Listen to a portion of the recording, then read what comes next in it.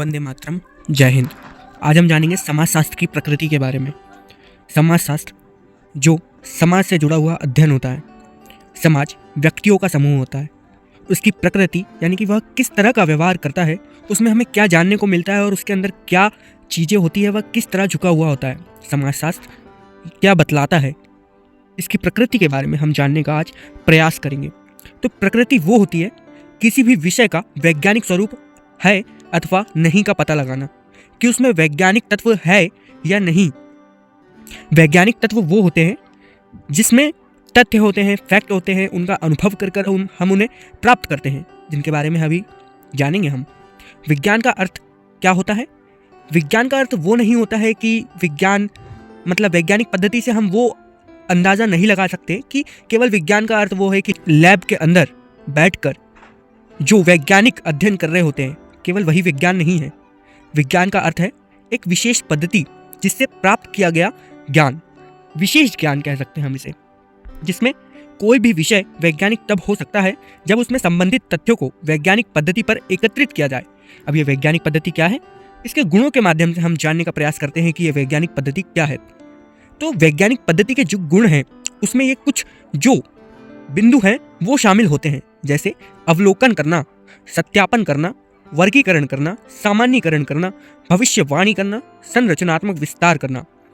अवलोकन करना यानी कि किसी भी चीज़ का अवलोकन करके उसके बारे में जानना, प्रयास करना, उसके बारे में और अध्ययन करना। सत्यापन करना कि वह बिल्कुल सत्य है या नहीं, केवल उसको मान लेना यह गलत है कि ऐसा किसी ने हमें कुछ प्रस्तुत किया और उसे स्वीकार कर लिया गया, नहीं, उसकी जांच करना कि वह सत्य है या नहीं। वर्गीकरण करना, उसका क्लासिफिकेशन करना कि वो किस वर्ग में जाएगा, किस कैटेगरी का है, ये हमें एक वैज्ञानिक पद्धति के अंदर देखने को मिलता है।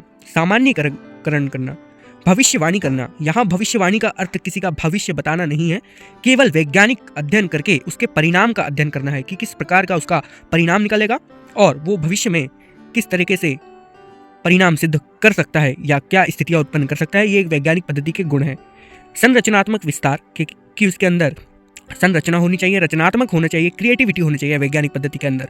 तो ये थी वैज्ञानिक पद्धति, यानी कि प्रकृति का अर्थ वह होता है जिसमें यह जाना जाता है कि कोई भी विषय वैज्ञानिक है या नहीं। ये जानते हैं समाजशास्त्र का वैज्ञानिक स्वरूप। समाजशास्त्र जो समाज से जुड़ा हुआ अध्ययन है, इसमें वैज्ञानिक स्वरूप यानी कि इसमें वैज्ञानिक तत्वों के गुण है या नहीं।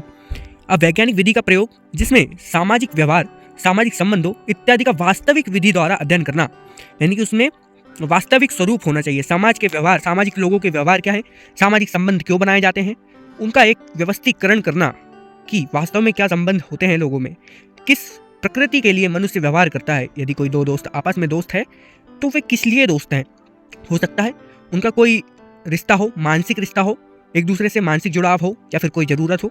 तो इन सब का अध्ययन करना, संबंधों का अध्ययन करना कि मानव संबंध क्यों निर्मित करता है समाज में, ये सब वैज्ञानिक स्वरूप है। समाजशास्त्र का अनुभाविश्रित अनुमानों के आधार पर ना होकर वास्तविक रूप से घट रही घटनाओं पर आधारित होता है।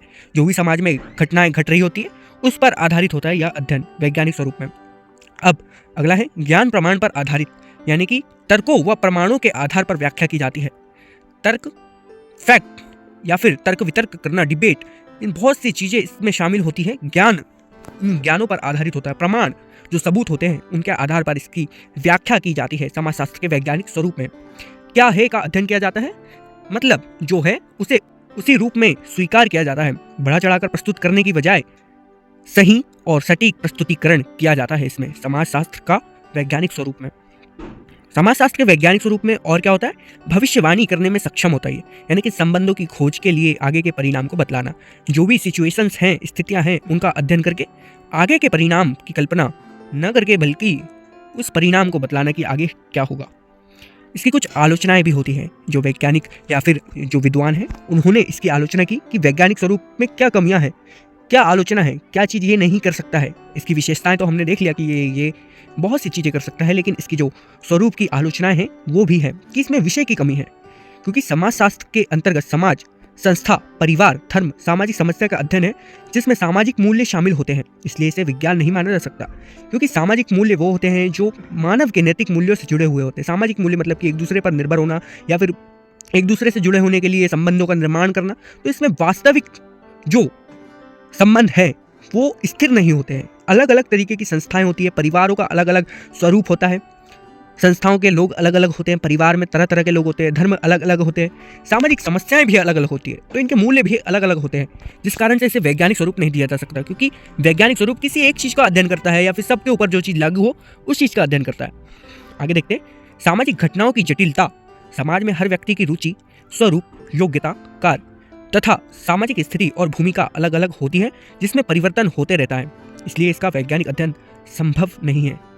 मतलब सामाजिक जो घटनाएं हैं, जो भी स्वरूप है, वो स्थितियाँ समाज की बदलते रहती है ना, लोगों की रुचि बदलते रहती है। आज पहले पुस्तकें पढ़ने पर इंटरेस्टेड था इंसान, आज PDF पढ़ता है, ऑनलाइन स्टडी होती है, यूट्यूब वीडियोस देखते हैं, तो जो स्वरुचि होती है, रुचि होती है, स्वरूप होता है, पहले जो एंशिएंट पुस्तक होती थी, पुरानी पुस्तक होती थी, उनको बहुत अच्छे से पढ़ा जाता था। आज लोगों को फोटोज चाहिए होती है ना, डिजिटल का ज़माना है, तो ऐसा स्वरूप बदलते रहता है समाज का मतलब रुचि, ये केवल एक उदाहरण है। योग्यता बदलते रहती है, कार्य बदलते रहते हैं। आज एक छोटा सा बच्चा भी फ़ोन चला रहा होता है, तो उसकी योग्यता अलग है, उसके कार्य अलग है, भूमिका अलग अलग है, तो इस तरीके से परिवर्तन होते रहता है, इसलिए इसका वैज्ञानिक अध्ययन संभव नहीं है, क्योंकि वैज्ञानिक अध्ययन सबका एक साथ एक स्वरूप में किया जाता है। यदि वो चीज़ एक स्थिर है तो उसका वैज्ञानिक अध्ययन संभव है। आगे देखते हैं, सामाजिक घटनाओं की गतिशीलता यानी कि परिवर्तनशील प्रकृति, जो कि अभी हमने देखा। घटनाओं में सार्वभौमिकता का अभाव है, वही यूनिवर्सल यानी कि सभी चीज़ें एक समान नहीं है, सभी सामाजिक घटनाएं एक समान नहीं होती है, तो समाजशास्त्र वैज्ञानिक अध्ययन में बाधक होती है ना। समाजशास्त्र भविष्यवाणी करने में भी असमर्थ है, भविष्य की परिणाम की कल्पना करने में ये असमर्थ है। ये बता तो सकता है कि ये आज क्या अध्ययन करके आगे क्या हो सकता है, लेकिन इस पूरी तरह नहीं बता सकता। तो सामाजिक घटनाएं मुख्य रूप से सामाजिक परिस्थितियों के अनुसार बदलते रहती है, इसलिए इसका वैज्ञानिक अध्ययन करने में भविष्यवाणी करना संभव नहीं है। तो ये थे समाजशास्त्र की प्रकृति। जय हिंद, वंदे मातरम।